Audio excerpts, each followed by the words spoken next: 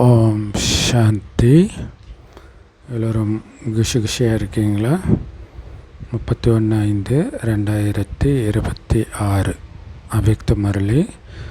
Original date 15/3/2010. முரளியுடைய தலைப்பு பரமாத்மாவுடைய அன்புக்கு பாத்திரமான ஆத்மாக்கள் துக்கமான ஆத்மாக்கள் மீது சுகத்தின் அஞ்சலி கொடுங்கள். வீணானவைகளை அழிச்சிட்டு சக்திசாலி ஆகுங்கள். மேலும் சமயத்தை அருகில் கொண்டு வாருங்கள். ஸோ இப்போ பரமாத்மா அன்புக்கு பாத்திரமான ஆத்மாக்கள்னாலே சுகஸ்வரூபமாக இருக்கிறவங்க இல்லை ஃபரிஸ்தாக்கள் தான் பாபாவுடைய அன்புக்கு பாத்திரமான ஆத்மாக்கள். அப்போ அவங்க சுகஸ்வரூபமாக இருப்பாங்க. சுற்றி எல்லா ஆத்மாவும் துக்கத்தில் தான் இருக்கிறாங்க. ஸோ அவங்களுக்கு சுகத்தை கொடுக்கணும், சுகத்தின் அதிர்வலைகளை கொடுக்கணும். அதேமாரி வீணானவைகள்லாம் அழிச்சாதான் சக்திசாலி ஆக முடியும், ஃபரிஸ்தாவாக ஆக முடியும். ஸோ அப்படி சக்திசாலி ஆகிட்டிங்கனாலே நேரம் பக்கத்தில் வந்துடும். இன்றைக்கி பாப்தாதா தன்னுடைய பரமாத்மா அன்பான குழந்தைங்களை பார்க்குறார். ஸோ அந்த மாதிரி பரமாத்மா அன்புக்குரியவர்கள் கோடியில் சில குழந்தைங்க தான். ஏன்னா இந்த நேரம்தான் பரமாத்மா அன்பை அனுபவம் பண்ண முடியும் முழு கல்பத்திலையுமே. ஏன்னா முழு கல்பத்திலையும் உங்களால் மற்ற ஆத்மாக்களின் அன்பை அனுபவம் செய்ய முடியும், மகாத்மாக்களின் அன்பு அனுபவம் பண்ண முடியும், தர்மாத்மாக்களின் அன்பையும் அனுபவம் பண்ண முடியும். ஆனால் பரமாத்மாவுடைய அன்பு முழு கல்பத்திலும் இந்த சங்கமயுகத்தில் மட்டும்தான் ஒரே தடவை தான் கிடைக்கிது. அந்த அன்பை குழந்தைகளாகிய நீங்கள் தான் அனுபவம் செஞ்சுட்டு இருக்கிறீங்க. வேறு யாராவது என் கூடவே கடவுள் வராரு அந்த உணர்வுலே இருக்கிறாங்களே? நாம் தான் இருக்கிறோம் இல்லையா? பாபா கூடவே பேசிகிட்டு இருக்கிறோம் எந்த நேரமும். ஸோ அதனால் உங்ககிட்ட யாராவது பரமாத்மா எங்கே இருக்கிறாருன்னு கேட்டால் என்ன சொல்லுவீங்க? என் கூட இருக்கிறாருன்னு சொல்லுவீங்க, என்னோட தான் இருக்கிறாருன்னு சொல்லுவீங்க, என் இதயத்தில் தான் இருக்கிறாருன்னு சொல்லுவீங்க. ஏன்னா உண்மையில் அப்படியே அனுபவம் செய்கிறீங்க இல்லையா? ஸோ அதனால் இந்த அன்பை பற்றி நமக்கு தான் தெரியும். ஏன்னா இந்த அன்பை நாம் தான் அனுபவமும் செய்கிறோம். அதாவது நம்ம உள்ளத்தில் பாபாவும் பாபா உள்ளத்தில் நாமளும் இருக்கிறோம். இந்த பரமாத்மா அன்பின் போதையை அனுபவம் செய்கிற பாக்கியம் நமக்கு மட்டும்தான் பிராப்தியாகி இருக்குது. இது எவ்வளோ பெரிய விஷயம் இல்லையா? கடவுளுடைய அன்பை, அந்த அன்பின் போதையை நாம் மட்டும்தான் அனுபவம் செய்கிறோம். இதோடைய நினைவாக பக்தியில் நிறைய கதை எழுதிட்டாங்க. ஆனால் ஒரிஜினல் நாம் தான் அந்த போதையை அனுபவம் செய்கிறோம். ஸோ யார் மேலேயாவது அன்பு இருந்துச்சுன்னா அதோடைய அடையாளம் என்ன? அவங்க மேலே அப்படியே பலியாகிடுவாங்க. அவங்களுக்காக என்ன வேணாலும் செய்வாங்க, மந்திரிச்சு விட்டா மாதிரி. ஸோ அதே மாதிரி பாபா நம்மக்கிட்ட என்ன விரும்புகிறாரு இல்லையா? அவர் விரும்புகிறத செய்கிறது தான் அவருக்கு பலியாகிறது. என்ன விரும்புகிறார் தெரியுமா? என்னுடைய ஒவ்வொரு குழந்தையும் எனக்கு சமமாக ஆகணும்னு தான் ஒவ்வொரு குழந்தைங்க மேலேயும் பாபா விருப்பம் வைக்கிறார். ஒவ்வொரு குழந்தையும் எனக்கு சமமாகணும். எப்படி தந்தையோ அப்படியே குழந்தைங்களுடைய ஸ்திதி உயர்ந்ததாக இருக்கணும் இல்லை? பாபாவுடைய மனநிலை எப்படி இருக்குமோ அதே மாதிரி இருக்கணும். அந்த உயர்ந்த ஸ்திதி எது? சம்பூர்ண தூய்மையின் ஸ்திதி இல்லை? பாபாவுடைய ஸ்திதி அதுதான், முழு தூய்மை, ஒரு சின்ன கரை இருக்காது. ஸோ அதே மாதிரி நீங்களும் கனவுல கூட அப்பவித்திரத்தை வர முடியாத அளவுக்கு தூய்மையாக இருக்கணுன்றார் இல்லையா? தூய்மையற்ற தன்மை கனவுல கூட வரக்கூடாது. கடவுளுக்கு நான் கடவுள்னு எப்போவுமே தெரியும் இல்லையா? நான் சம்பூர்ண தூய்மையானவன் எப்போவுமே தெரியும் இல்லையா? அந்த மாதிரி தூய்மை இருக்கணும். கனவுல கூட அந்த தூய்மை குறையக்கூடாது. அந்த மாதிரி தூய்மையான முழுமையான தூய்மையான ஸ்திதியை உருவாக்கிட்டு இருக்கிறீங்களா? அந்த சம்பூர்ண தூய்மையில் அப்பவித்திரத்தா, அதாவது தூய்மையற்ற தன்மையோடைய பேரடையாளம் கூட இருக்காதுன்றார். நிகழ்காலத்தில் நேரம் நெருங்கிட்டு வருது இல்லையா? அதனால தான் பாபா இந்த இஷாரா கொடுக்கிறார், சிக்னல் கொடுக்கிறார். அந்த அளவுக்கு தூய்மையாக வேண்டிய நேரம் நெருங்கிடுச்சுன்ட்டு. இல்லை, பாபாவுக்கு சமமாகணும், அதுதானே அன்பின் அடையாளம். அவருடைய விருப்பத்துக்கு ஏற்ப நடந்துக்கிறது தான் அவருக்கு பலியாகிறது. இப்போ அவருடைய விருப்பம் என்ன மாதிரியே நீங்கள் தூய்மையாகணுன்றது தான். ஸோ கடவுளுக்கு சமமாகிறதுனா கடவுளுக்கு சமமாக தூய்மையாகிறது. ஸோ அதனால் இப்போ நேரம் நெருங்குது. காமம் மட்டும் அழுக்கு கிடையாது, கோபம் மட்டும் அழுக்கு கிடையாது, பற்று பேராசை அகங்காரம் மட்டும் அழுக்கு கிடையாது, வீணான எண்ணம் கூட அழுக்கின் அடையாளம்தான். இந்த முழுக்க முழுக்க பாபா 84 பிறவி சக்கரம், நான் அங்கே இருந்த ஆத்மா பற்றி சிந்தனை, இதிலேயே முழு நாளும் இருக்குதா என்னுடைய மனம், அல்லது வேறு ஏதாவது வீண் எண்ணம் வந்துடுதா அப்படின்னு முழு நாளும் செக் பண்ணுங்கன்றார். ஸோ வீண் எண்ணம் அபிமானத்தையோ அல்லது அவமானத்தையோ கொடுக்கல தானே? இல்லை, அபிமானம் இருந்தால் கண்டிப்பாக அவமானம் வரும். கொஞ்சம் ஏதாவது சொன்னால் அவமானமாக ஃபீல் ஆகுதுனாலே உங்களுக்கு அபிமானம் இருக்குதுன்னு அர்த்தம். காலேஜில் ரேகிங் பண்ணுவாங்க இல்லையா? அப்போ சிலர் கோபப்படுவாங்க, அப்போ அவங்களுக்கு அபிமானம் இருக்குதுன்னு அர்த்தம். ஸோ போக போக அதுதான். அப்போ பாருங்களேன், பாபா வழிபடி நடக்கிறவங்களுக்கு எந்த சூழ்நிலையும் துக்கத்தை கொடுக்காது, சிரிச்சுக்கிட்டே போயிடுவாங்க. ஏன்னா முழு தூய்மை. நாடகத்தை விலகி பார்க்குறோம் சாட்சியாக.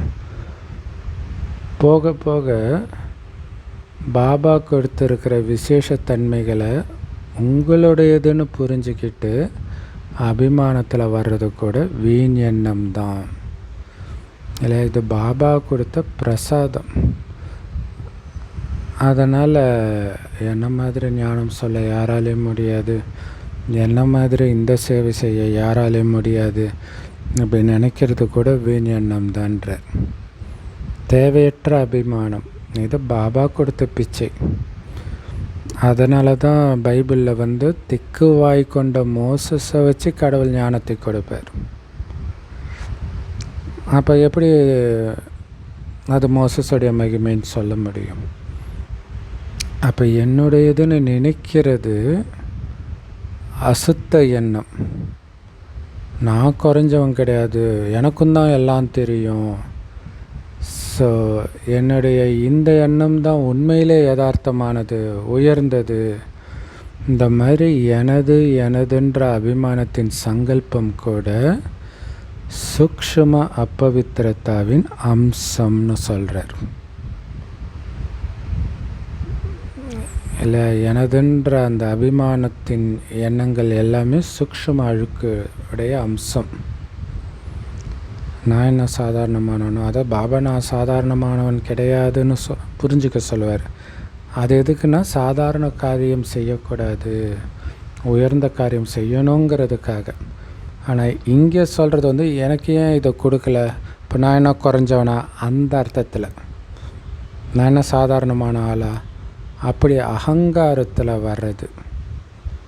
நான் சொல்கிறது தான் கரெக்டானது, இதெல்லாம் வரவே கூடாது. நாடகப்படி அனைத்தும் கரெக்டே அப்படின்னு இருக்கணும். அதை உடைக்கணும். அப்பப்போ நானுன்னு எட்டி பார்க்கும்போதெல்லாம் தலையில் தட்டி தட்டி உட்கார வைக்கணும் நம்மளையே, நம்முடைய அகங்காரத்தை. அந்த தட்டி தட்டி உட்கார வைக்கிறத தான் அந்த பாம்பு படம் எடுக்கும்போது ஒரு தலையாக அவர் உடச்சிக்கிட்டு வர்றாரு கிருஷ்ணர் மேலே டான்ஸ் ஆடி. ஸோ அப்போ என்ன டான்ஸு? ஞானத்தின் நடனம், இது நாடகம், எல்லாமே கரெக்டாக தான் இருக்குது, அது ஒரு டான்ஸ். அப்போ நானுங்கிற அந்த தலை, அகங்கார தலை உடையுது. ஸோ உங்களை நீங்களே செக் பண்ணுங்க. ஏதாவது அப்பவித்திர வீண் எண்ணம் அம்சம் மாத்திரமாவது இருக்குதான்னு செக் பண்ணுங்கள். ஸ்லைட்டாவது ஒளிஞ்சிட்டு இருக்குதா இந்த அழுக்கான எண்ணங்கள் அல்லது வீண் எண்ணங்கள் அப்படின்னு செக் பண்ணுங்கள். ஏன்னா இப்போ தூய்மையான உலகத்தின் ஸ்தாபனைக்கான நேரத்தை நெருக்கத்தில் எடுத்துகிட்டு வர்றதுக்காக கருவியாகி இருக்கிறது பரமாத்மா அன்பின் குழந்தைகளாகிய நீங்கள் தான். ஸோ அதனால தான் செக் பண்ண சொல்கிறார். எனக்குள்ளே அழுக்கு இருந்தால் நான் எப்படி தூய்மையான உலகத்தை எடுத்துகிட்டு வர முடியும்? ஸோ அதனால் யார் நிமித்தமான ஆத்மாக்களோ அவங்களுடைய அதிர்வலைகள் நாலாபுறமும் பரவும். அப்போ வீண் எண்ணம் இருந்துச்சுன்னா அதுவும் நாலாபுறமும் பரவும் தானே. இல்லை நான் ஒளியாக இருக்கிறேன், சக்தி கொடுக்குறேன்ட்டு நீங்கள் சக்தி கொடுக்குறீங்க. ஆனால் உங்களுடைய எண்ணங்களில் நிறைய விகாரங்களும் வீண் எண்ணங்களும் இருந்தால் அதுதானே பரவும். ஸோ சக்தியை கொடுக்க பாபா கற்றுக் கொடுத்துட்டார். ஆனால் அந்த சக்தி எப்படி இருக்கணும்? தூய்மையால் இருக்கணும்.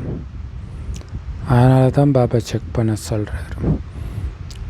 எந்த விதமான வீண் எண்ணமும் அதோடைய பக்கம் உங்களை இழுக்கலை தானே. டக்கு டக்குன்னு முற்றுப்புள்ளி வச்சுட்டு உங்களால் வெளில வர முடியுதா? ஏன்னா இப்போ தூய்மையான உலகம், தூய்மையான ராஜ்யம் நெருக்கத்தில் வந்துட்டு இருக்குது. ஸோ துக்கம், அசாந்தி விதவிதமான ரூபத்தில் எல்லா பக்கமும் அதிகரிச்சுக்கிட்டே இருக்குது இல்லையா. ஒரு பக்கம் தூய்மையான உலகமும் வந்துட்டு இருக்குது பக்கத்தில். அது வர வர இங்கே அசாந்தியும் அதிகமாக இருக்குது. ஸோ அப்போ மனிதர்களால் நம்பவே முடியாது சொர்க்கம் வருதுன்றது. அந்த அளவுக்கு இங்கே துக்கம் இருக்கும். ஸோ அப்போ துக்கமும் அசாந்தியும் இருக்கும் பொழுது தூய்மையின் வைப்ரேஷன் ரொம்ப முக்கியம் இல்லையா. ஏன்னா துக்கத்துக்கும் அசாந்திக்கும் காரணமே அப்பவித்திரத்தா தான். அப்போ சுகம் சாந்தியின் காரணம் பவித்திரத்தாவின் அதிர்வலைகள் இல்லை. அழுக்கானதுனால தான் துக்கம் வருதுன்னா தூய்மையான சுகம் வரும். அழுக்கானதுனால தான் அசாந்தி வருதுன்னா தூய்மையான சாந்தி வரும். ஸோ அதனால தான் தூய்மையின் அதிர்வலைகளை பரவ செய்ய வேண்டியது இப்போ ரொம்ப ரொம்ப முக்கியன்றார். இப்போ அப்பவித்திர ஆத்மாக்களுக்கும் நீங்கள் சேவை செய்யணும், பக்த ஆத்மாக்களுக்கும் சேவை செய்யணும், இரட்டை சேவை செய்யணும். வார்த்தையின் சேவை கோலாகாலமாக நாலாபுரமும் நடக்குதுன்றதை பாப்தாதா பார்க்குறார். ஸோ அதனால் எங்களுக்கு செய்தி கொடுக்கலை அப்படின்னு புகார் இல்லாத மாதிரி பார்த்துக்கிறீங்க. ஆனால் இப்போ அந்த ஞானத்தை புரிஞ்சிக்கிறதுக்கு கூட ஆத்மாக்களுக்கு சக்தி இல்லையே, கூடுதல் சக்தி தேவையாச்சு. அந்த சக்தியை நீங்கள் மனசா சேவை மூலமாக கொடுக்கணும், தைரியத்தை கொடுக்கணும், ஊக்க உற்சாகத்தை கொடுக்கணும் எண்ணத்தின் மூலமாகவே. ஸோ அதான் இரட்டை சேவை. ஒரு பக்கம் வாய் வழியாகவும் சேவை செய்யணும், இன்னொன்று சக்தி மூலமாகவும் சேவை செய்யணும். இந்த இரட்டை சேவையுடைய அவசியம் இருக்குது இப்போ. ஸோ அதுக்கு என்ன பண்ணணும்? ஒவ்வொரு குழந்தையும் நான் தான் ஆதி ஆத்மா, பூர்வஜ ஆத்மா, மூதாதையர் ஆத்மான்னு புரிஞ்சுக்கணுன்றார் பாபா. நீங்கள் இந்த கல்ப விருட்சத்துடைய அடிப்பாகம், அடித்தண்டு பூர்வஜ் மற்றும் பூஜைக்குரிய ஆத்மாக்கள், இது சதா ஞாபகம் இருக்கணும். ஏன்னா பாப்தாதா துக்கமான குழந்தைங்களுடைய அழுக்குரலை கேட்குறார். ஸோ உங்ககிட்டையும் அந்த குழந்தைங்களுடைய அழுக்குரல் சத்தம் வந்தடையுது இல்லையா? அடையணும். பாபாவுக்கு கேட்குது, ஏன் உங்களுக்கு கேட்கல? எந்த அளவுக்கு தூய்மை ஆகுறீங்களோ அந்த அளவுக்கு அந்த சத்தம் கேட்கும். உடனே அந்த தூய்மையின் அதிர்வலைகள் மூலமாக அவங்களுக்கு சுகத்தையும் சாந்தியும் கொடுப்பீங்க. எந்த அளவுக்கு சம்பூர்ண பவித்திர ஆத்மா ஆகுறீங்களோ ஆகிட்டு தான் இருக்கிறீங்க. சிலர் ஆகியும் இருக்கிறீங்க. இருந்தாலும் கூடவே மனசா சேவையையும் அதிகரிக்கணும். இல்லை, எந்த அளவுக்கு தூய்மையாகிறீங்களோ அந்த அளவுக்கு மனசா சேவையும் அதிகரிக்கணும். ஏன்னா தூய்மை ஆனால் மட்டும் பத்தாது, அந்த தூய்மையின் அதிர்வலைகளை நாலாபுறமும் பரவ செய்யணும். அதுக்கு தான் லைட் ஹவுஸ் மைட் ஹவுஸாக நான் இருக்கிறேன். ஒளி ரூபமாகவும் சக்தி ரூபமாகவும் இருக்கிறேன் அப்படிங்கிறது சதா மனசில் ஓடிக்கிட்டே இருக்கணும். இன்றைக்கி உலகத்தில் சுகம் சாந்தி திருப்தி ஆத்மாக்கள் கிட்ட குறைஞ்சிக்கிட்டே இருக்குது. அதில் மனிதர்கள்கிட்ட சுகமும் இல்லை, அமைதியும் இல்லை, திருப்தியும் இல்லை. அதனால்தான் வீட்டுக்கு வீடு பிரச்சனை எல்லாமே. டைவர்ஸ்க்கும் அதுதான் காரணமாக இருக்குது, திருப்தி இல்லாதது. ஸோ பரமாத்மாவுடைய அன்புக்கு பாத்திரமான ஆத்மாக்களாகிய நீங்கள் இப்போ இந்த அன்பின் அஞ்சலியும் திருப்தியின் அஞ்சலியும் குஷியின் அஞ்சலியும் கொடுக்கறது அவசியம். இல்லை, யாருக்கு எது கம்மியாக இருக்குதோ அதை கொடுக்கணும். ஏன்னா அது நம்மக்கிட்ட அதிகமாக இருக்கணும். இல்லை, நமக்கு அன்பு பாபா மூலமாக நிரப்பப்படுது, மனிதர்கள் மூலமாக இல்லை. குறை வர்றதுக்கு திருப்தி பாபாவை மட்டும் நினைக்கிறதுனால இருக்குது. குஷியும் அப்படித்தான். ஸோ இதை மற்றவர்களுக்கு கொடுக்கணும். துக்கமானவர்களுக்கு சுகத்தின் அஞ்சலி கொடுங்க. ஒன்று மனதின் மூலமாக சக்தி கொடுங்க, இன்னொன்று உங்களுடைய முகம் மற்றும் நடத்தை மூலமாக பாபாவை வெளிப்படுத்துங்க. ரொம்ப முக்கியமான விஷயம் இல்லை? உங்கள் முகத்தை பார்த்தா பாபா தெரியணும். என்னை கண்டவன் பிதாவை கண்டான்ட்டு இயேசு சொல்கிறார் இல்லையா? ஸோ மனதால் சக்தி கொடுத்துட்டு இருக்கும்போதே உங்களை பார்க்கும்போதே பாபா தெரிகிற மாதிரி இருக்கணும். உங்களுடைய நடத்தை பாபாவே நடந்துக்கிற மாதிரி இருக்கணும். மற்றபடி இப்போ இதுவரைக்கும் நீங்கள் செஞ்ச சேவை, செஞ்சு முடிச்சிருக்கிற சேவை எல்லாத்துலேயுமே ஊக்க உற்சாகம் இருக்கிறத பார்த்து பாப்தாதாவுக்கு சந்தோஷம். ஆனாலும் ஒரு சேவை மீதி இருக்குது. ஸோ இப்போ வரைக்கும் பிரம்மகுமாரிகள் ஆத்மாக்களை நல்லா ஆக்குறாங்க.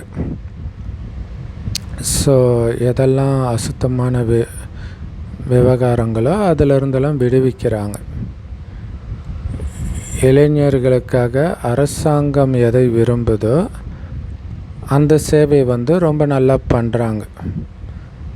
இந்த மாதிரி சத்தம் இருக்குது.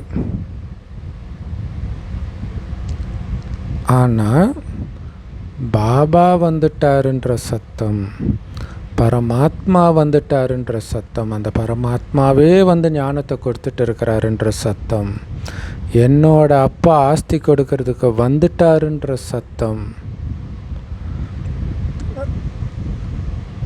அந்த சேவை தான் மீதி இருக்குது. அது இன்னும் பண்ணலை. ஸோ அப்படி நீங்கள் பாபா வந்துட்டார்னு சொல்லும் பொழுது அந்த தந்தையின் பக்கம் எல்லாருடைய பார்வையும் போகும். அப்போ அவங்களுக்கும் பரமாத்மாவின் கவர்ச்சி ஈர்க்கும்ன்றார்.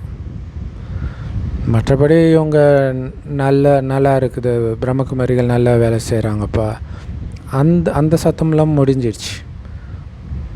ஆனால் அந்த டைம் முடிஞ்சிடுச்சு. பரமாத்மா தந்தையுடைய வெளிப்பாடு கவர்ச்சித்து நல்லதாக ஆக்கும் இல்லையா? பாபா வந்துட்டாருன்ற செய்தி தான் இங்கே முக்கியமான செய்தி. யாரை நினைவு செய்கிறாங்களோ இல்லை, எல்லா மதத்தினரும் அந்த ஒரு கடவுளை தான் நினைக்கிறாங்க. அந்த கடவுளே வந்து ஞானம் கொடுத்துட்டு இருக்கிறார். அந்த கடவுள்கிட்ட இருந்தே ஆஸ்தி கிடைச்சிட்டு இருக்குது அப்படின்னு இப்போ தந்தையை அவங்க தெரிஞ்சுக்கணும். அதனால் மனதின் மூலமாக எல்லோரையும் பாபாவுக்கு அருகில் கொண்டுட்டு வாங்க இல்லையா? அந்த மனதின் மூலமாகவே அந்த சேவை பண்ண முடியும். அதே மாதிரி உங்கள் முகத்தை பார்க்கும்போது, உங்கள் நடத்தையை பார்க்கும்போது, உங்கள் கண்ணை பார்க்கும்போது பாபா தான் வெளிப்படணும். ஸோ இப்போ உங்களுக்குள்ள அதற்கான திட்டத்தை தீட்டுங்க இல்லை? உங்கள் கண்ணை பார்த்தா பாபா தெரியணும், உங்கள் முகத்தை பார்த்தா பாபா தெரியணும். ஸோ அதுக்கு என்ன திட்டம் வச்சுருக்கிறீங்க? பாபாவை முகத்தின் மூலமாக வெளிப்படுத்துறதுக்கு. இயேசுடைய முகம் அப்படி தானே இருக்குது. அதில் தானே உலகமே மயங்கி கிடக்குது. அந்த மாதிரி உங்கள் முகத்தையும் உங்கள் நடத்தையும் உங்கள் பார்வையும் உங்கள் வார்த்தையும் மாற்றுறதுக்கு திட்டம் தீட்டுங்கன்றார் இல்லையா? உங்களை பார்க்கும்போது உங்கள் கண்ணில் பாபா தெரியணும். இப்போ நமக்கு தெரியும் இல்லையா, பாபாவுடைய கண் எப்படி இருக்கும்னு பாபா மீட்டில் பார்க்குறோம். அந்த மாதிரி இருக்கணும் இல்லையா? அவ்வளோ வயசான தாதி உடம்புல பாபா வரும்போது எப்படி இருக்குது அந்த கண். அப்போ ஏன் நம்ம கண்ணை அந்த மாதிரி மாற்ற முடியாது? ஸோ பாப்தாதா நேரத்துக்கு ஏற்ப நிறைய திட்டங்கள் கொடுத்துருந்துருக்கிறார். அதையெல்லாம் குழந்தைங்க ரொம்ப விதிபூர்வமாக ஊக்க உற்சாகத்தோடு செஞ்சுக்கிட்டும் இருக்கிறாங்க. ஸோ அதுக்காக எல்லா குழந்தைங்களுக்கும் பாபா பல கோடி மடங்கு வாழ்த்து கொடுக்கிறார். இப்போ பகவான் ஆஸ்தி கொடுக்குறாரு. இப்போ ஆஸ்தி அடையலைன்னா எப்போ அடைவீங்கன்றதையும் சேர்க்கணும். அதுதான் ரொம்ப முக்கியம் இல்லை? மற்ற சேவையெல்லாம் பண்ணிட்டீங்க, ஆனால் இப்போ கடவுள் வந்திருக்கிறார், ஆஸ்தி கொடுக்குறாரு, வாங்குங்க. அப்படி இப்போ வாங்கலைன்னா எப்போ வாங்குவீங்க? இந்த சேவையை சேர்த்துக்கோங்கன்றார். பாபாவுக்கு துக்கம் அசாந்தியான வாயுமண்டலத்தை பார்த்து குழந்தைங்க மேலே இறக்கம் வருது. ஸோ இந்த துக்கம் அசாந்தியெல்லாம் இன்னும் உச்சத்துக்கு போகுது.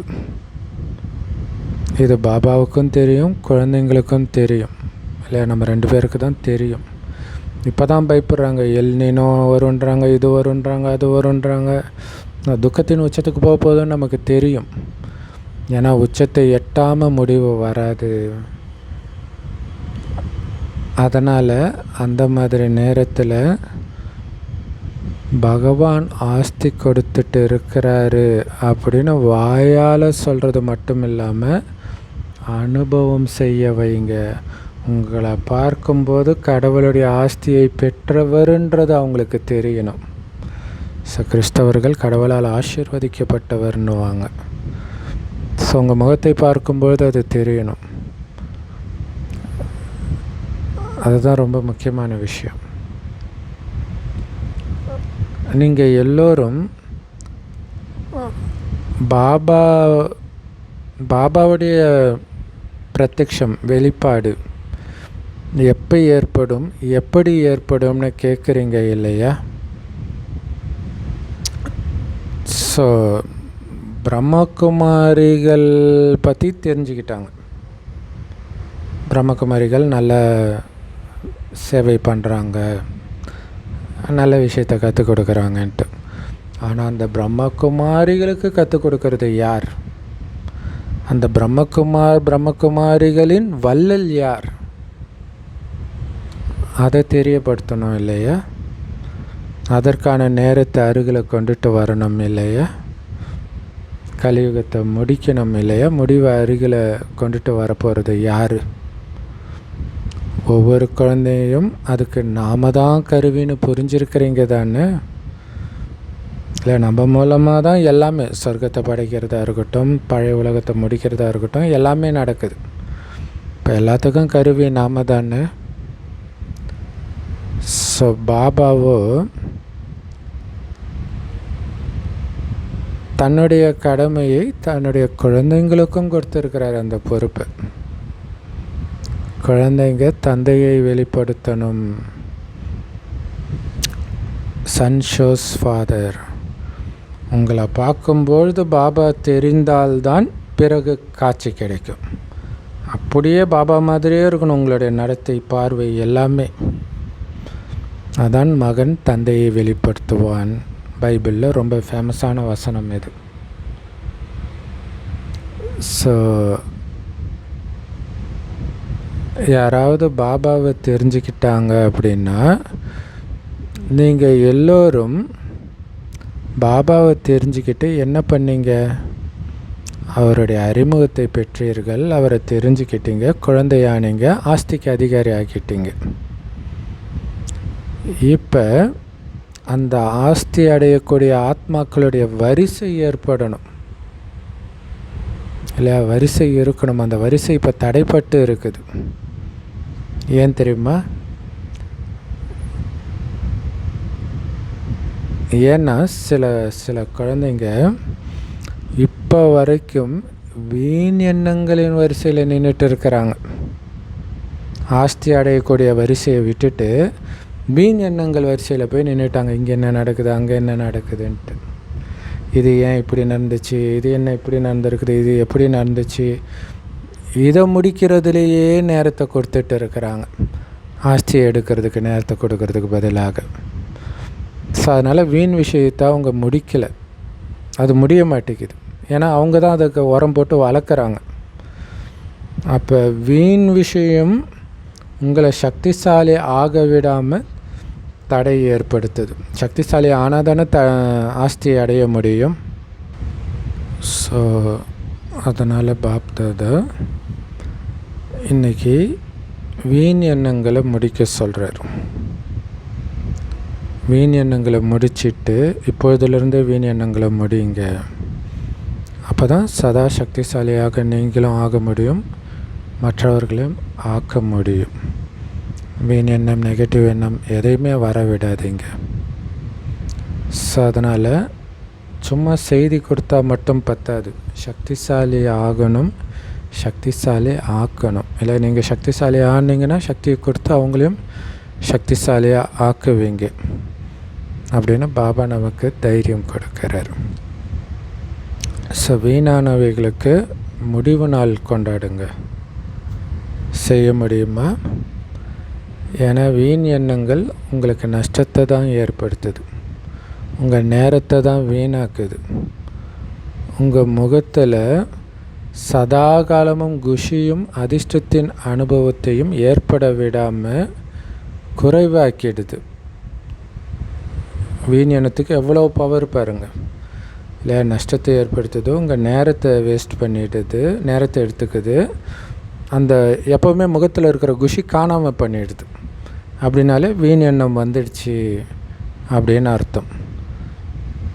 ஸோ அதனால் இப்போ அந்த சமாப்தி நேரம், முடிவு நேரத்தை பக்கத்தில் எடுத்துகிட்டு வரணும்.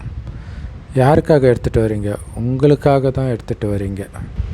ஸோ அதனால் இப்போ முடிவுக்கான நேரத்தை அருகில் எடுத்துகிட்டு வரணும். அதுக்கு என்ன பண்ணணும்? வீண் எண்ணங்களை முடிச்சே தீரணும். செய்ய வேண்டும் இல்லை, செய்தே ஆகணும். கனவுல கூட வீண் எண்ணங்கள் வரக்கூடாது. விகார எண்ணங்களை சொல்லலை பாபா, வீண் எண்ணங்களே சொல்கிறார். ஸோ மூச்சுட்டு இருக்கும்போது வந்தால் எண்ணம், அதை கூட விட்டுடுங்க. கனவுல கூட வரக்கூடாதுன்றார் வீண் எண்ணம். அந்த மாதிரி தைரியம் உள்ள குழந்தை நான் அப்படின்னு யாரெல்லாம் நினைக்கிறீங்களோ கையை உயர்த்துங்க. மனதால், மனம்ன்ற கையை உயர்த்துங்க. ஏன்னா ஸ்தூல கையை உயர்த்துறது ஈஸி. மனதின் கையை உயர்த்திட்டு இருக்கிறீங்களா?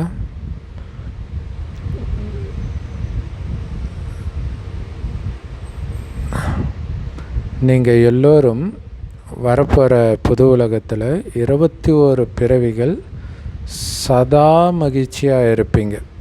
உழைக்க வேண்டியதே இருக்காது. உலகத்துடைய குழப்பத்திலே மாட்டிக்க மாட்டீங்க. குழப்பமே இருக்காது. அங்கே வாழ்க்கைக்கு என்னென்ன வேணுமோ உடல், மனம், செல்வம் எல்லாமே கிடைச்சிடும். அதில் போட்டில் போயிட்டே இருக்கும்போது சொல்கிறார், அப்படி போயிட்டு இருக்கிறோம், வீண் எண்ணம் இல்லாமல் இருந்தால் தான் அங்கே போய் சேர முடியும். அங்கே சேர்ந்த பிறகு என்னென்னலாம் இருக்குன்றத சொல்கிறார். எல்லாமே அங்கே கிடைக்கும், வாழ்க்கைக்கு தேவையானது எல்லாமே. ஸோ ஆரோக்கியமான உடல் கிடைக்கும், ஆனந்தமான மனம் கிடைக்கும், அளவற்ற செல்வம் கிடைக்கும். ஸோ இல்லை, மகிழ்ச்சியான மனம், அளவற்ற செல்வம் எல்லாமே 21 பிறவிக்கு உங்களுக்கு கேரண்டி அப்படின்னு கடவுளே குழந்தைங்களுக்கு வரதானமாக கொடுக்குறார். ஸோ இன்றைய காலத்தின் கணக்குப்படி பார்த்திங்கன்னா நிறைய விஷயங்கள் மாற்றம் அடையுது. அரசாங்கத்தின் சட்டங்களும் மாறணும், மனிதர்களுடைய உள்ளுணர்வும் மாறணும். ஸோ அதனால் ஒவ்வொருத்தருடைய வாழ்க்கையிலும் வீண் விஷயங்கள் வரத்தான் செய்யும். அதனால் வீண் எண்ணங்களை முடிக்கிறதுக்கு சக்திசாலியான எண்ணங்கள் வேணும். வீணானவற்றை அழிக்கணும்னா சிறந்த எண்ணங்கள் வேணும். அதனால தான் தினம் தினம் முரளியில் வரக்கூடிய வரதானம் ஸ்லோகனை கேளுங்க. அந்த வரதானங்கள் தான் சிரேஷ்ட எண்ணங்கள். வீண் எண்ணங்கள் வருதுன்னா சிரேஷ்ட எண்ணம் மனதுக்கு தேவையானதாக இருக்குது இல்லையா?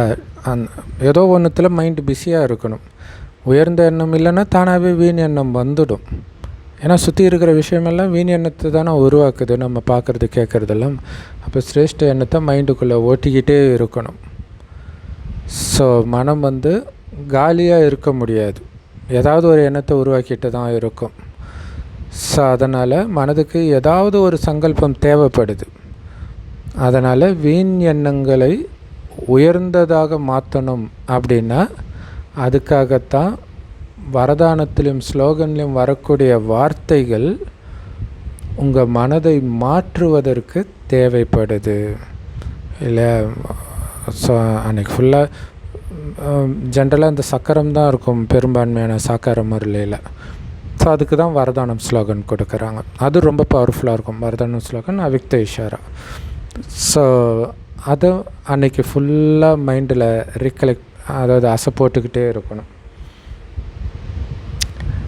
ஸோ இன்னொன்று, அதிகாலை கண் விழித்த உடனே பாபாவுக்கு முதல்ல குட் மார்னிங் சொல்லணும். செய்ய முடியுமா? இதெல்லாம் எதுக்கு? வீண் எண்ணங்களை அழிக்கிறதுக்கு. ஏன்னா ஏந்திச்சோடனே மைண்டு எதையாவது யோசிக்கும் போது தான் நம்ம ஏந்திரிச்சோடனே தெரியும் ஜென்ரலாகவே. ஆனால் அந்த முதல் எண்ணமே பாபா குட் மார்னிங் பாபான்ற மாதிரி இருக்கணும். இது எப்போ சாத்தியம்னா, நம்ம யார் கூடயாவது தூங்குகிறோம், ஃப்ரெண்டோட தூங்கிட்டு இருக்கோன்னா ஏந்திச்சோடனே குட் மார்னிங்னு சொல்லுவோம், பக்கத்தில் இருக்கிறான்னு தெரிஞ்சால். அந்த மாதிரி பாபா கூட நீங்கள் தூங்குனீங்கன்னா தான் ஏந்திச்சோடனே குட் மார்னிங்னு சொல்லுவீங்க. இப்போ புத்தினால் பாபா என் கூடவே இருக்கிறாரு அப்படின்னு இருக்கணும். பாருங்கள், ஒரு பழமொழி கூட இருக்குது, முழு நாளில் ஏதாவது நல்லதை பார்க்குறீங்கன்னா முழு நாளும் நல்லதாகவே கழியும். ஏதாவது கெட்டதை பார்க்குறீங்கன்னா அன்றைக்கி ஃபுல்லாக கெட்டதாகவே நடக்கும் இல்லையா? அதை அப்போ சொல்லுவாங்களே, யார் முகத்தில் முழிச்சனோ தெரியலையே, முழு நாளும் கெட்டு போயிடுச்சின்னு சொல்லுவாங்க. சூப்பர் இல்லையா? அப்போ பாபாவை விட நல்லவர் உலகத்தில் யாராவது இருக்கிறாங்களா? அப்போ அவரை தானே பார்க்கணும்.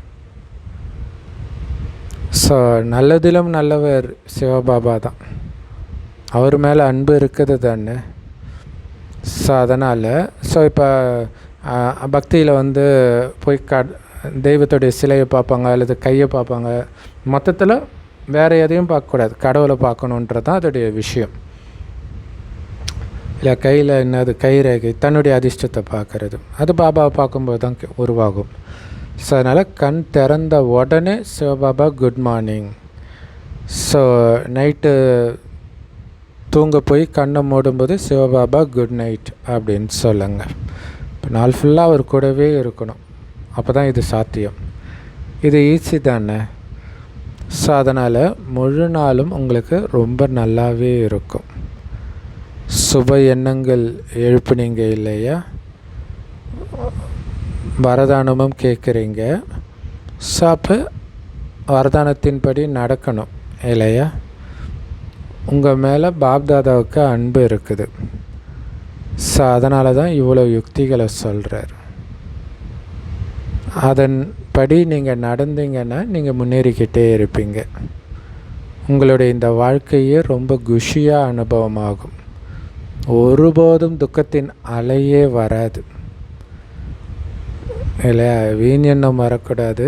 அதுக்கு பாபாவை பிடிச்சிக்கணும், எண்ணங்களை மாற்றணும் சக்திசாலியாக. அதான் இன்றைக்கி ஃபுல்லாகவே முரளி ஃபுல்லாகவே. அப்போ குஷி அனுபவமாகிட்டே இருக்கும், துக்கத்தின் அலையே வராது. ஸோ இதை ஏற்றுக்கிறீங்க தானே. சகஜ யோகி ஆகுங்க, அவ்வளோதான் இல்லையா. ரொம்ப ஈஸியாக பாபா நினைவில் பாபா கூடவே வாழணும். நான் ஆத்மா சிவபாபாவோட குழந்தை, அவ்வளவுதான். இப்படி இருக்கிறவங்க தான் சகஜ யோகி. நடந்தாலும் சுற்றினாலும் நான் ஆத்மா சிவபாபாவுடைய குழந்தைன்ற நினைவு இருக்கணும். அந்த நினைவு பண்ணிக்கிட்டே இருக்கணும். இதை நினைக்க முடியும் தானே, ரொம்ப நல்லது. அப்போ லைட் ஹவுஸ் ஆகி சக்தி கொடுக்குறன்றது வெளில போகும்போதெல்லாம் தானாகவே வருது ப்ராக்டிஸு. ஆனால் இன்றைக்கி சொல்கிறாரு, அப்படி நீங்கள் கொடுக்கணுன்னா வீண் எண்ணமே இல்லாமல் இருக்கணும், இல்லைன்னா அதையும் சேர்த்து கொடுத்துடுவீங்கன்றார். அப்போ எவ்வளோ எச்சரிக்கையாக இருக்கணும் யோசிச்சு பாருங்கள். நீங்கள் எல்லோரும் வாரிசு குழந்தைங்க, வாரிசு ஆகக்கூடியவர்களும் இருக்கிறாங்க. யார் தன்னை பாப்தாதாவுடைய பக்காவான வாரிசு அப்படின்னு புரிஞ்சுக்கிறீங்க, கை தூக்குங்க. வாரிசு தானே. விஐபிக்கள் கூட கை தூக்குறாங்க. ஸோ கை தட்டுங்க, நல்லது. இப்போ வாரிசு குவாலிட்டியில் இருக்கிற ஆத்மாக்கள் இன்றைக்கி இந்த எண்ணத்தை தனக்குத்தானே திடமாக உருவாக்குங்க. பாப்தாதாவுக்கு இந்த சங்கல்பம் கொடுங்க. அது என்ன சங்கல்பம்? எந்த சங்கல்பத்தை திடமாக்கணும்? நாங்கள் எப்பொழுதிலிருந்தோ கிடையாது, இப்பொழுதிலிருந்தே வீண் எண்ணங்களை அழித்தே தீருவோம் அப்படின்னு திட்டமான சங்கல்பம் வைங்க. வீண் எண்ணமே வரவிட மாட்டேன். டக்குன்னு பாபா நினைவிலேருந்து முற்றுப்புள்ளி வச்சு அழிச்சிடுவேன். ஸோ ஏற்றுக்கிறீங்களா? ஓகே தானே? ஓகேனா கையை உயர்த்துங்க. ஸோ 2 வேலை செய்யணும் நீங்கள். ஒன்று சக்திசாலி ஆகணும், 2வது நேரத்தை நெருக்கத்தில் எடுத்துகிட்டு வரணும். ஏன்னா பாப்தாதா கிட்ட ரொம்ப பக்தர்களுடைய அழுக்குறலும் துக்கத்தின் பெருமூச்சும் அதிகமாக கேட்குது. உங்களுக்கு ஏன் கேட்கலன்னு தெரியலன்ற இல்லையா. அப்போ அவங்களுக்கு நீங்கள் சக்தி கொடுக்கணும் இல்லை, அப்போ நீங்கள் சக்திசாலியாக இருக்கணும். அவங்களுடைய துக்கத்தை முடிக்கிற நேரத்தை எடுத்துகிட்டு வரணும்ல பக்கத்தில். அவங்க அழறது எனக்கு கேட்குது, உங்களுக்கு கேட்கலையான்றார். ஸோ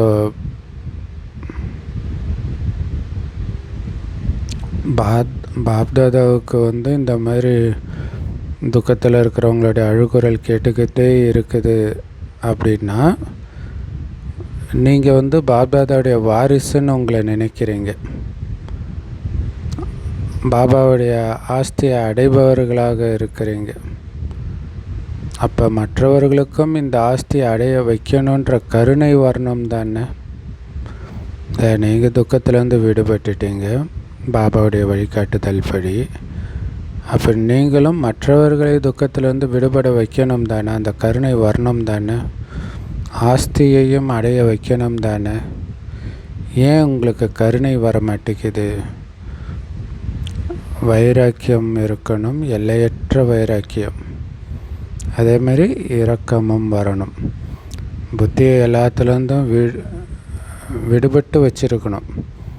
அதுக்காக இரக்கமே இல்லாமல் இருக்கக்கூடாது, இரக்கம் வரணும். ஸோ இங்கே இரக்கம்ன்றது அவங்களுக்கு சக்தியை கொடுக்கறதில்ல. அதற்காக தான் நம்ம எல்லையற்ற வைராக்கியம் கொண்டவர்களாக ஆகிறோம். இல்லை, எல்லாத்துலேருந்தும் விடுபட்டு இருந்தாலே சக்திசாலியாக தான் இருப்போம். அப்போ அந்த அதிர்வலைகளை பரவ செய்யணும். ஸோ சின்ன சின்ன விஷயங்களுக்கெல்லாம் ஏன் என்னென்னு கேள்வி கேட்குற வரிசையில் போய் உங்கள் நேரத்தை வீணாக்கக்கூடாது. இப்போ பாப்தாதாவின் தேடி கண்டெடுக்கப்பட்ட பல கோடி மடங்கு வரதானங்களின் வரதானி குழந்தைகளே, இப்போ எண்ணத்தை உறுதியாக்குங்க. அந்த உறுதித்தன்மை அப்படிங்கிற சாபி போடுங்க. இல்லை, உயர்ந்த எண்ணம், சக்திசாலியான எண்ணம் வைக்கிறீங்க, ஆனால் அது உறுதியாக இருக்கணும். அதனால தான் மறந்துடுது இல்லையா. முரளி கேட்கும்போது ஜாலியாக இருக்குது, ஏன்னா அந்த எண்ணங்கள் வருது. அப்புறம் அந்த ஜாலி போயிடுது. காரணம், அந்த எண்ணத்தை திரும்ப நீங்கள் அசை போடலை, அந்த உறுதித்தன்மை இல்லை. ஸோ பாபா சொல்கிறாங்க, கர்மயோகி ஆகுங்க. கர்மயோக வாழ்க்கை வாழக்கூடியவர்கள் நீங்கள் இல்லையா. ஸோ கர்மயோகி வாழ்க்கைன்றார். ஏன்னா வாழ்க்கைன்றது சதா காலத்துக்கானது, அப்பப்போ வாழறது கிடையாது. இப்போ கர்மயோகி வாழ்க்கைன்னா வாழ்க்கை முழுவதும் எப்போவுமே கர்மயோகியாகவே. கைகள் காரியம் செஞ்சாலும் புத்தி அந்த ஒரு தலைவனை மட்டுமே நினச்சிக்கிட்டு இருக்கிறது. அதனால் இப்போ உங்களுடைய கருணை ஸ்வரூபத்தை வெளிப்படுத்துங்க. இரக்க ஸ்வரூபத்தை வெளிப்படுத்துங்க. துக்கத்தை நீக்கி சுகத்தை கொடுக்கிற ஸ்வரூபத்தை வெளிப்படுத்துங்க, எமர்ஜ் பண்ணுங்க. பாப்தாதா அச்சானக் அப்படின்னு ஒரு நீண்ட காலமாக சொல்லிகிட்டு இருக்கிறார். திடீர்னு தான் வரும் எல்லா மாயை டெஸ்ட் பேப்பரும் அப்படின்னு சொல்கிறார். ஆனால் அதுக்கு முன்னாடியே பக்தர்களின் கூக்குரலை நிறைவேற்றுங்கள். திடீர்னு நடக்கிறதுக்கு முன்னாடியே. அப்போ திடீர்னு நடக்கிறது டக்குன்னு உடலை விட்டு உயிர் பிரியும், உங்களுடைய உடலில் இருந்து உயிர் பிரியும். அதுக்கு முன்னாடி அவங்களுடைய ஆசையை நிறைவேற்றிட்டு போங்க இல்லையா. அதே மாதிரி அவங்களுடைய உயிரும் திடீர்னு பிரியும். அதுக்கு முன்னாடி அவங்களுடைய கூக்குரலை நிறைவேற்றுங்க, சக்தியை நிரப்புங்க. ஸோ துக்கமானவர்களுடைய துக்கத்தின் குரலை கேளுங்க. இப்போ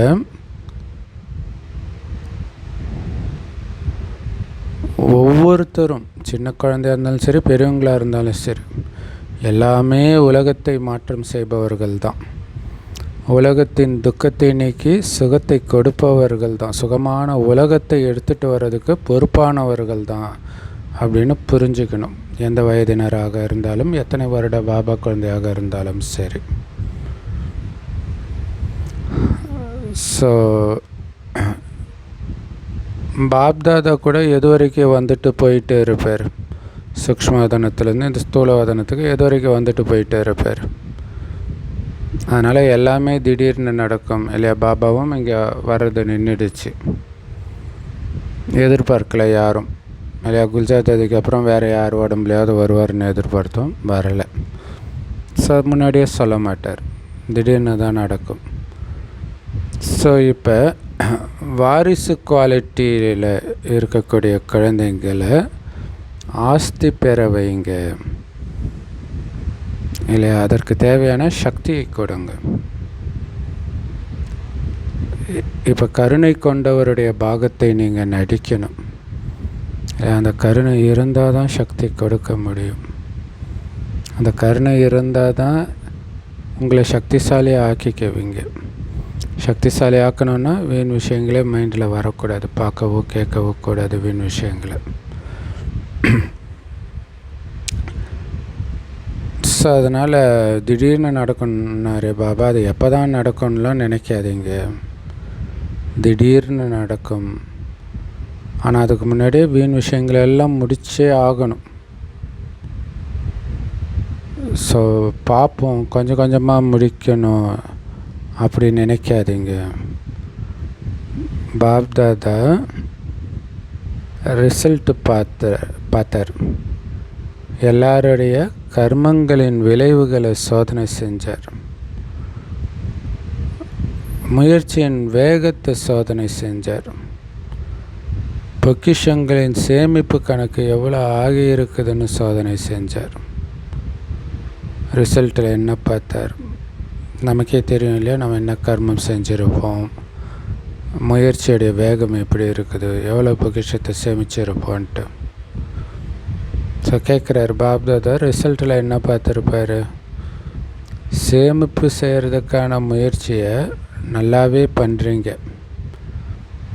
ஆனாலும் சேமிப்பில் விதவிதமாக சதவீதம் இருக்குது. எல்லோரும் ஒரே மாதிரி சேமிக்கலை. ஸோ எந்த அளவுக்கு சேமிக்கணும்னு யோசித்தாங்களோ அவங்க சேமித்தாங்க. சேமிப்பாகுது இல்லை, சேமிக்கணுன்ற நினைப்பில் தான் நம்ம பாபாவை நினைக்கிறோம். அப்போ அந்தளவுக்கு சேமிப்பாகுது. ஆனாலும் அதில் சதவீதம் வந்துடுது, கொஞ்சம் சேமிப்பாகுது. நிரந்தரமாக சேமிப்பாச்சானா ஆகலைன்றார். ஸோ எந்த அளவுக்கு இப்போ சேமிக்கிறீங்களோ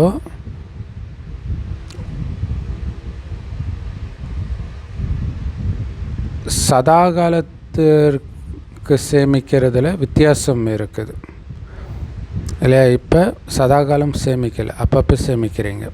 இப்போ நிரந்தரமாக சேமித்தா அது எவ்வளோ இருக்கும்? இப்போ வித்தியாசம் இருக்குது இல்லையா? அதனால தான் பாபா இப்போ ஒவ்வொரு விஷயத்திலும் திட்ட சங்கல்பம் வைக்க சொல்கிறார் இல்லையா? அந்த உறுதித்தன்மை கம்மியாக இருக்குது. ஸோ கோபத்தின் மீது திட சங்கல்பம் வர வச்சார். என்ன ஆனாலும் கோபப்பட மாட்டேன் அப்படின்ட்டு. மனதால் கூட யாருக்கும் ஒரு குழப்பத்தை கூட ஏற்படுத்த மாட்டேன் இல்லையா? நான் ஒரு விஷயத்த சொல்கிறத நினைத்து அவங்க மனசில் குழம்பிடக்கூடாது, அல்லது அவங்க குழம்பணுன்ற எண்ணம் கூட என் மனதில் வராது. ஏன்ற கேள்வியே இருக்கக்கூடாது. அதில் தான் குழப்பமே வருது. ஏன்னு கேள்வி கேட்டாலே உங்கள் மனம் குழம்பிடும்.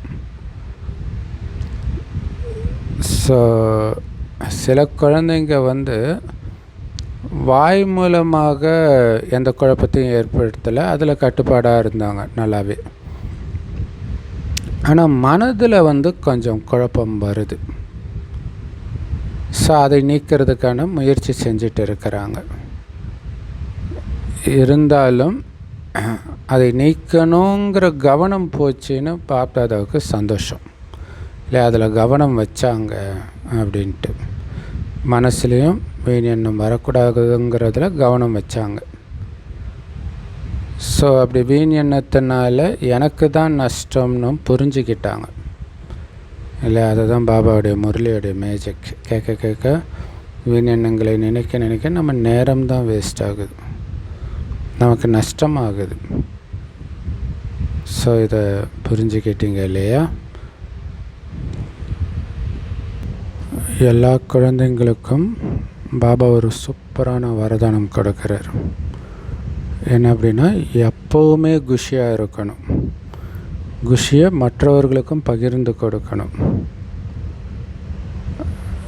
ஸோ எப்போவுமே உங்களுடைய முகம் மகிழ்ச்சியாக இருக்கணும். உங்கள் முகத்தை யார் பார்த்தாலும் பார்க்குறவங்க குஷியாகிடணும் இல்லை. அஞ்ஞானத்தில் கூட ஒரு சிலருடைய முகமே அப்படி இருக்கும், அதை பார்த்தாலே நமக்கு சந்தோஷமாயிடும். ஸோ அந்த மாதிரி உங்களுடைய முகம் இருக்கணும் இல்லையா? சந்தோஷம் இருந்தால் அது முகத்தில் தெரியும், அதை பார்த்தாலே மற்றவங்களுக்கும் சந்தோஷம் ஆகும்.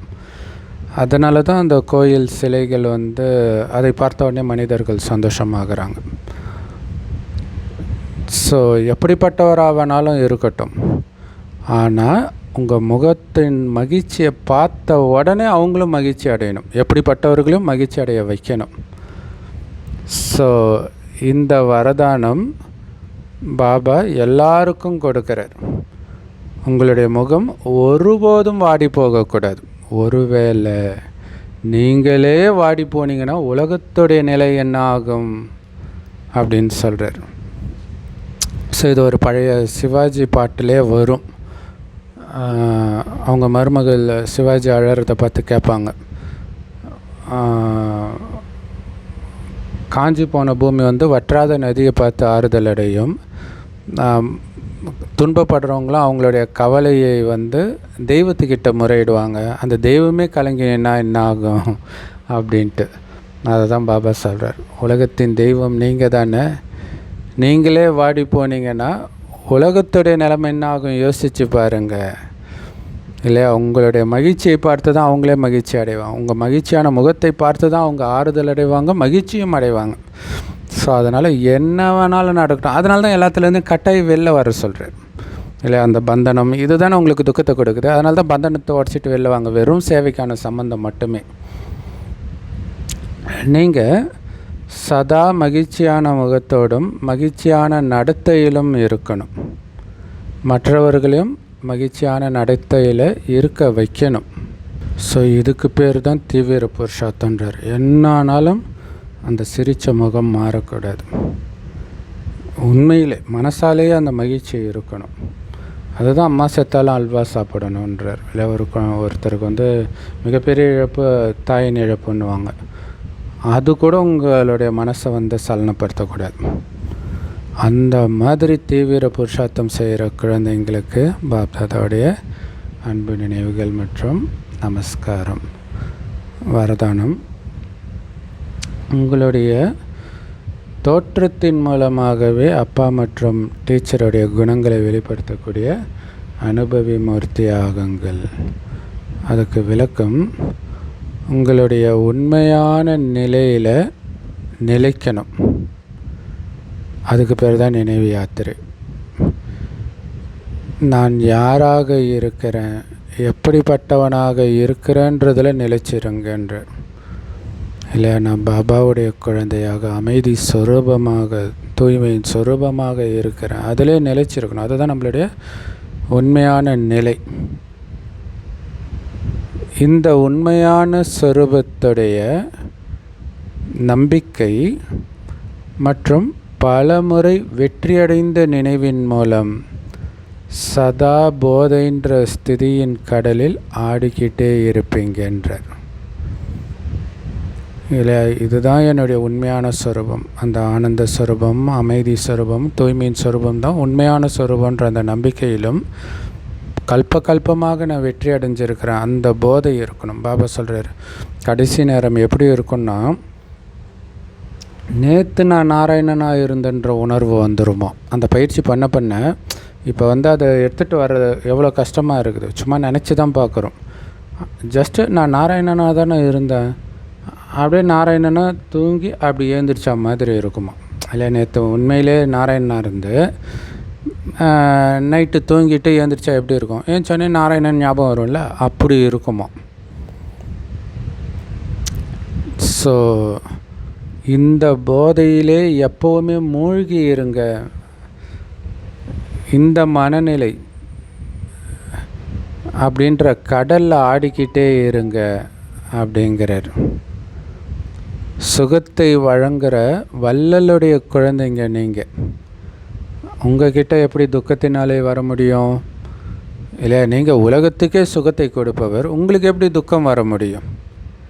இல்லையா, உலகத்துக்கே வாரி கொடுக்குறவர் எப்படி ஏழையாக இருக்க முடியும்? அவர் கொடுக்க வந்துக்கிட்டே இருக்க அக்ஷய பாத்திரம்ன்றாங்க இல்லையா, அந்த மாதிரி உலகத்துக்கு சுகத்தை வாரி கொடுக்குற நமக்கு எப்படி துக்கம் வர முடியும்ன்றார். இல்லை, அந்த முரளியில் விட்ட இடத்துல இருந்தே வருது, உங்கள் முகம் சிரிச்ச முகமாகவே இருக்கணும்னு சொன்னார் இல்லையா. அது மட்டும் இல்லை, சர்வ சக்திவானுடைய குழந்தைங்க எப்படி சக்தி இல்லாமல் இருக்க முடியும்? இல்லை, சுகத்தை வழங்குகிற வள்ளலுடைய குழந்தைங்களுக்கு எப்படி துக்கம் வர முடியும்? சர்வ சக்திவானின் குழந்தைங்களுக்கு எப்படி சக்தியற்றவர்களாக இருக்க முடியும்? அதனால் சக்தி நிரம்பிய நிலையின் அனுபவத்தில் இருங்க. சுகத்தை வழங்குகிற வள்ளலின் குழந்தைன்ற அனுபவத்தில் இருங்க. அப்போ உங்களுடைய தோற்றமே தந்தையுடைய குணத்தையும் ஆசிரியரின் குணத்தையும் தானாகவே வெளிப்படுத்தொன்று. இல்லையா? நான் அவரோட குழந்தைன்னும் போது அவரை வெளிப்படுத்துவீங்க. வெளி உலகத்தில் அப்பாவை மாதிரியே குழந்தை தோற்றத்தில் இருக்கும், குணத்தில் இருக்கும்னு சொல்ல முடியாது. தோற்றத்தில் எப்பவும் இருக்கும்னு சொல்ல முடியாது இல்லையா?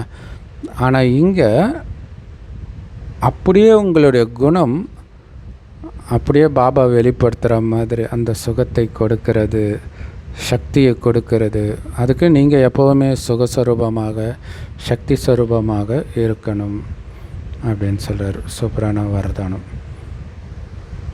ஸ்லோகன்: யாருடைய முகம் மற்றும் நடத்தையில் தெய்வீகத்தன்மை இருக்குதோ அவங்க தான் சத்தியவாதி, அதாவது உண்மையானவர்கள். சூப்பரில் உண்மையாக இருக்கிறன்னா தெய்வீகத்தன்மை உங்கள் முகத்துலேயும் தெரியணும், நடத்தையிலையும் தெரியணும். அவங்க தான் உண்மையானவங்க. கரெக்டு தானே? கோபம் வந்துச்சுன்னா அது நம்மளுடைய உண்மையான குணம் கிடையாது, அப்புறம் எப்படி உண்மையானவங்கன்னு சொல்ல முடியும்?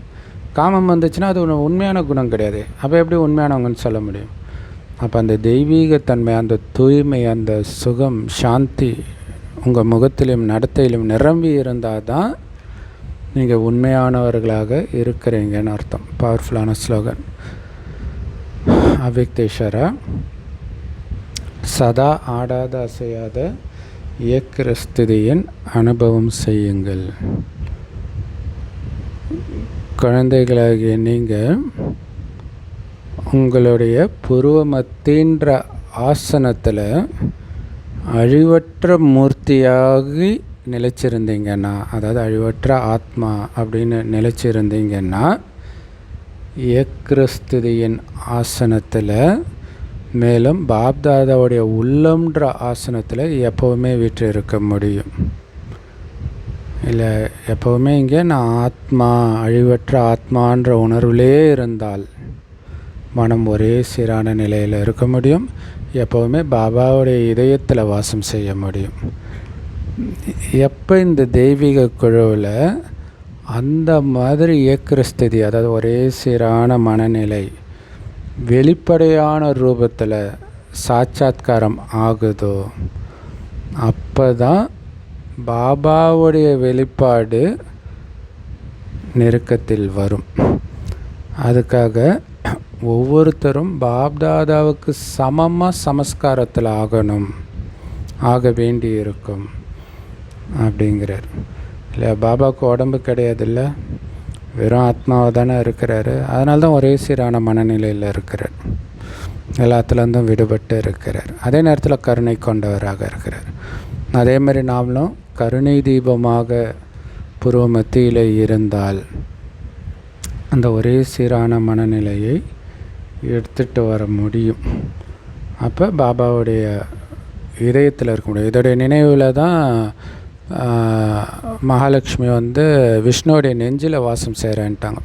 சிவனுக்கு பதில் விஷ்ணுவை போட்டாங்க, பார்வதி தேவியாகிய நமக்கு பதில் லக்ஷ்மியை போட்டுட்டாங்க. ஸோ அப்படி பாப்தாதாவை வெளிப்படுத்தணுன்னா மனம் ஒரே சீரான நிலையில் இருக்கிற எல்லாரையுமே கடவுள்னு சொல்கிறாங்க பார்த்தீங்களா? இல்லை, இயேசு அப்படியே அமைதியாகவே இருந்தாருன்னா அவரை கடவுளாக்கிட்டாங்க. புத்தர் அமைதியாக இருந்தால் கடவுளாக்கிட்டாங்க. ஸோ நாம் கடவுள்னு ஒருபோதும் சொல்கிறதில்ல, கடவுளோட குழந்தைன்னு சொல்கிறோம்.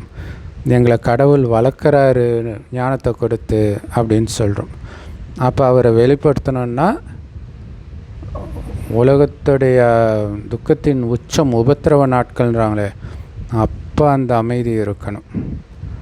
அதன் மூலமாக நம்ம கடவுளை வெளிப்படுத்துவோம். அஞ்ஞானத்திலே எனக்கு தெரிஞ்ச ஒரு குடும்பத்தில் மனைவி கத்திக்கிட்டே இருப்பாங்க, அந்த கணவன் அமைதியாகவே இருப்பார்.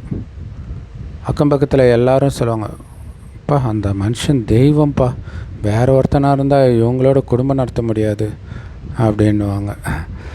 ஸோ அந்த மாதிரி உலகம் மாறும். இப்போ அமைதியாக இருக்கிற மனைவியோ கணவனோ கூட டென்ஷனில் கத்துற மாதிரி சூழ்நிலைகள் மாறும். உலகத்துடைய சூழ்நிலை பஞ்சம் பட்டினின்னு இருக்கும்போது அப்பையும் சிரிச்ச முகம் மாறாமல், அமைதி மாறாமல், நான் அப்பாவை வெளிப்படுத்துகிறேன். முதல்ல வீட்டில் இருக்கிறவங்களுக்கு தான் வெளிப்படுத்துவீங்க, அப்போ தான் உங்களால் வெளியில் வெளிப்படுத்த முடியும். அதில் கவனம் இருக்கணும். எப்பயாச்சும் கோபம் வருதா, அந்த பழைய குணம் எட்டி பார்க்குதா, வீட்டிலையும் சரி வெளியிலையும் சரி. ரொம்ப கோபப்படுற சமஸ்காரம் இருந்தால் அது உள்ளே இருக்குதுன்றது அந்த சூழ்நிலை வரும்போது வந்துடும். ஸோ ரொம்ப கவனமாக இருக்கணும். செம powerful Murali. I love you Bap Dada. Thank you Bap Dada. குஷியாக இருங்க, குளிர்ச்சியாக இருங்க.